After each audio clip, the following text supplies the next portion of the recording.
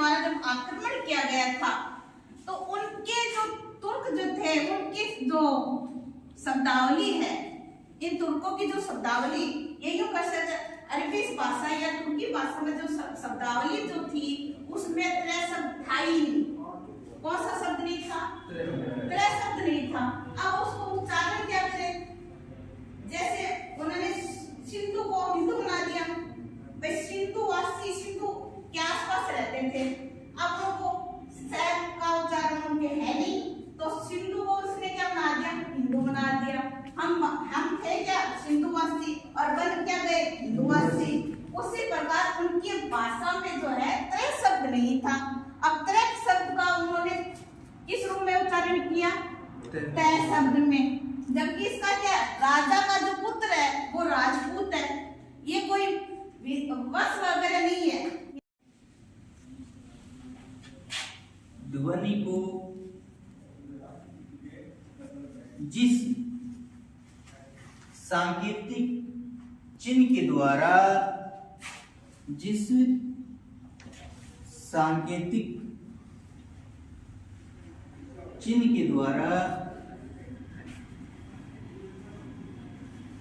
लिखा जाता है उसे लिपि कहते हैं। अशुद्धि नहीं होनी चाहिए, ध्यान रखना है। शामपट कौशल का प्रयोग कर सकते हो। चिन्ह शब्द है वो व्यवहार कर अशुद्ध लिखते हैं। स्थिति क्या होता है? तो उनके कोचिंग के और मकान के रहने के, तो कितनी बड़ा अपने को आर्थिक बोझ पड़ता है उन पर। तो अपने लिए तो बढ़िया बात है कि जो सुविधाएं जो समाज में या संस्थाओं में जो प्रचलित है वो अपने यहाँ पर मिल रही है। आपके रहने के लिए मकान हो गए, आपकी लाइब्रेरी अच्छी हो गई। कल मैं आ नहीं पाया तो कल आपकी लाइट है वो भी सुचारू रूप से वो इन्वर्टर लगे हैं। और आज ये जो कोचिंग का मुनिराम जी और इनके जो ये जीवन संगिनी है, इन्होंने बड़ा शानदार प्रयास किया। मैं तो इससे देखो बहुत बड़ा खुश हूँ। लेकिन ज्यादा खुशी तब होगी जब आप यहाँ पर मन लगा करके अध्ययन करेंगे और इससे कोई कम से कम आउटपुट आएगा। हम तो ये चाहते हैं सारे बच्चे लग जाए नौकरी। और यदि आज आप अभी एग्जाम आ रहे उसमें यदि जो बच्चे पात्र हैं वो निकल जाएंगे तो हम तो आने वाले इस हॉस्टल का वो कार्यभार आपको संभालने वाले हैं। देख लो, तो आपका इनका निराम जिला धन्यवाद। और आपसे यही आशा है कि आप नियमित रूप से यहाँ से क्लास लेंगे, वहाँ बैठेंगे। बाकी जो विषयों के जो संबंधित विशेषज्ञ हैं उनको हम और भी व्यवस्था कर देंगे। बाकी निराम जी ये हैं काफी हैं। आप यदि किसी का दिक्कत हो कोई दिक्कत नहीं है। Thank you. ये खुशी की बात है कि आज यहाँ पे हम जो दूसरा पड़ाव लाइब्रेरी के बारे में, ये काफी बड़ा सपना लगता था मेरे को कि क्या यहाँ पे लाइब्रेरी स्थापित होगी, कोचिंग भी स्थापित होगी। हालांकि कोचिंग का प्रयास हम पहले कर चुके हैं एक बार, और उसका अभी बेनिफिट भी मिला था। लोहिया कॉलेज से अपने जो लेक्चर में क्या करता है वो यहाँ आए थे, लेकिन बच्चों में उस समय रुचि कम थी।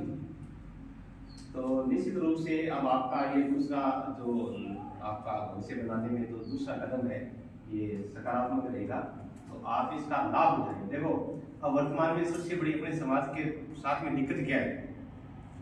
एक तो दिक्कत ये है कि सरकारी स्कूल में पढ़ाई के प्रति हमारा जो नजरिया है या समाज का जो नजरिया है या सरकार किस प्रकार की व्यवस्था है उसमें पढ़ना नहीं चाहते। प्राइवेट स्कूलों की इतनी फीस है कि अपना समाज के बच्चे हैं वो भर नहीं पाते। और यदि वो वहां से भी यदि निकल जाएगा तो फिर उसको कोचिंग कोटा, सीकर, दिल्ली के, तो उनके कोचिंग के और मकान के रहने के, तो कितनी बड़ा अपने को आर्थिक बोझ पड़ता है उन पर। तो अपने लिए तो बढ़िया बात है कि जो सुविधाएं जो समाज में या संस्थाओं में जो प्रचलित है वो अपने यहाँ पर मिल रही है। आपके रहने के लिए मकान हो गए, आपकी लाइब्रेरी अच्छी हो गई। कल मैं आ नहीं पाया तो कल आपकी लाइट है वो भी सुचारू रूप से वो इन्वर्टर लगे हैं। और आज ये जो कोचिंग का मुनिराम जी और इनके जो ये जीवन संगिनी है, इन्होंने बड़ा शानदार प्रयास किया। मैं तो इससे देखो बहुत बड़ा खुश हूँ। लेकिन ज्यादा खुशी तब होगी जब आप यहाँ पर मन लगा करके अध्ययन करेंगे और इससे कोई कम से कम आउटपुट आएगा। हम तो ये चाहते हैं सारे बच्चे लग जाए नौकरी। और यदि आज आप अभी एग्जाम आ रहे उसमें यदि जो बच्चे पात्र हैं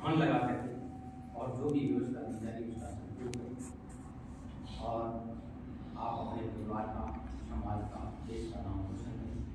आपको जो भी समस्याएं कठिनाइयाँ होंगी वो हमारी कठिनाइयाँ होंगी, हमारी समस्याएं होंगी। आप कतई मन में कोई भी ऐसी धारणा न बनाए किसी के भी प्रति, क्योंकि जो भी यहाँ आ रहा है उसके प्रति आप सकारात्मक सोच रखें और अपनी टीम जो भी है उसके प्रति आप बिल्कुल सकारात्मक रहें। हम आपके प्रति तो पहले ही सकारात्मक एकदम से, चाहे कोई सहयोग कर रहा है नहीं कर रहा वो भी करेगा, ऐसी बात नहीं, क्योंकि कई दिनों से जो ऐसी अव्यवस्थाएं थी और व्यवस्था में चलते चलते थोड़ा समय लगता, हम मानते हैं इस चीज को, लेकिन हम यानी मैं आपको मेरी टीम के साथ आप विश्वास दिलाता हूँ कि आपकी हर समस्या का समाधान यानी पढ़ाई संबंधी जो समस्या है उसको हम दूर करने का प्रयास करेंगे और आपको बिल्कुल बढ़िया, मुझे विश्वास है कि आप में से बहुत सारे बच्चे चाहे किसी भी परीक्षा की तैयारी कर रहे हैं आपको सफलता मिलेगी, ये मेरा पूरा विश्वास है। आप अगर मुनिराम जी के सानिध्य में, नीतू जी के सानिध्य में अगर आप अच्छी तैयारी करेंगे तो बिल्कुल आपको सफलता मिलेगी। जय हिंद, जय भारत, सब। और आपकी भविष्य को देखते हुए मुनिराम जी, शीला और उसकी धर्मपत्नी श्रीमती नीतू जी आपके भविष्य को संवारने के लिए एक निःशुल्क आपको कोचिंग की व्यवस्था देने जा रहे हैं। तो मैं धन्यवाद देना चाहूँगा मुनिराम जी, शीला और नीतू जी दोनों को कि आपने एक समाज के प्रति अपना बहुत बड़ा कर्तव्य निभाने जा रहे हैं। पता है आप सबको कि वर्तमान में कंपटीशन का युग है, डिग्रियां कितनी प्राप्त कर ली उसका कोई महत्व नहीं रहता है। उस डिग्रियों का सदुपयोग हम कैसे करें और आने वाले कंपटीशन की लाइन में हम सबसे आगे कैसे आए, इसके लिए जरूरी है कि एक एक चीज आपके एक एक टॉपिक है वो क्लियर हो, ताकि हर प्रतियोगिता परीक्षा में आप अच्छे अंक लेकर के और अच्छे पद पर पहुंच सके। बहुत अच्छी सोच में मानता हूँ मुनिराम जी, शीला और उसकी धर्मपत्नी। मुनिराम जी, शीला, पहले आप सुनना अनुराग कोचिंग सेंटर बीच में कोरोना की वजह से पारिवारिक परिस्थिति दोनों ही वजह से ये बाधित हो गए थे। खूब बच्चे उनके अनुराग कोचिंग सेंटर से निकले और आज विभिन्न पदों पर वो कार्यरत हैं। तो उनकी सोच है कि क्यों ने मैं जिस समाज में जन्मा हूँ, पे बैक टू सोसाइटी की यदि बात आती है तो मैं मेरे समाज के बच्चों को ज़्यादा से ज़्यादा लाभ दूँ।